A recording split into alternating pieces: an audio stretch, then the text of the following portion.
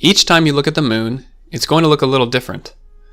Sometimes you'll see the entire moon, other times you'll see just a portion of it.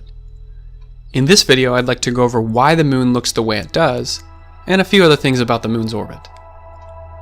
The moon takes about a month to orbit the Earth. The sun can only shine on half the moon at any given time. Since the moon orbits at exactly the same rate as it spins, we only see one side of the moon from the Earth. The side we don't see is usually called the far side of the moon. You can also call it the dark side of the moon, but it's not always dark, so this name can be a bit confusing. I'm going to show a split screen here to show things from two different views. On the left-hand side of the screen, I'll show a top-down view. On the right-hand side of the screen, I'll show what it looks like from Earth.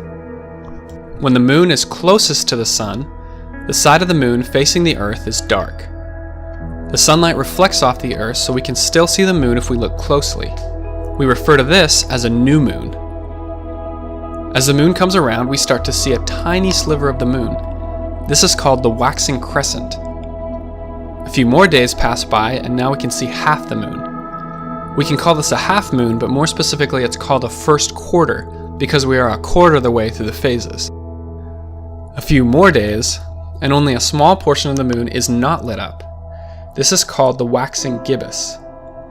When the moon is on the other side of the Earth, it is completely lit. This is called a full moon, and it's probably the phase that you're most familiar with.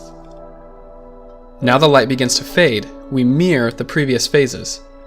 Here's the waning gibbous, the third quarter, the waning crescent, and back to a new moon. Here's some tricks to remembering the phases. Waxing means the sunlit portion is increasing. Waning means the sunlit portion is decreasing. Crescent is where the moon is mostly dark, and gibbous is where the moon is mostly lit. Let's make sure we're accurate. The Earth is rotating once a day, tilted by 23.5 degrees. I'm going to bring back my good friend Bob here, who lives in North America.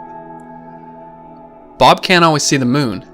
Sometimes he'll be on the opposite side of the Earth. Because of the moon's orbit, it will rise about 50 minutes later each day. Here's the neat thing. If you know what phase of the moon we're on, then you know about the right time of day or night to look for the moon.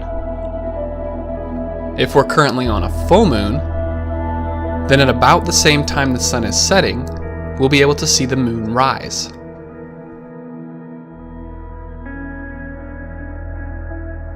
If we're on a new moon, it will rise at about the same time the sun rises.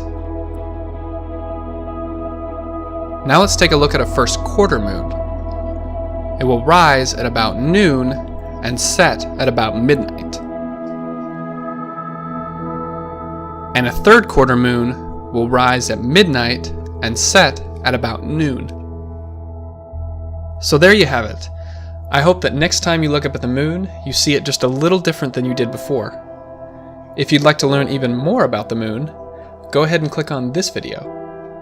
And if you'd like to see how a clicky pen works, go ahead and click on this video. Thank you for watching. My name is Jared Owen, and I will see you in the next video.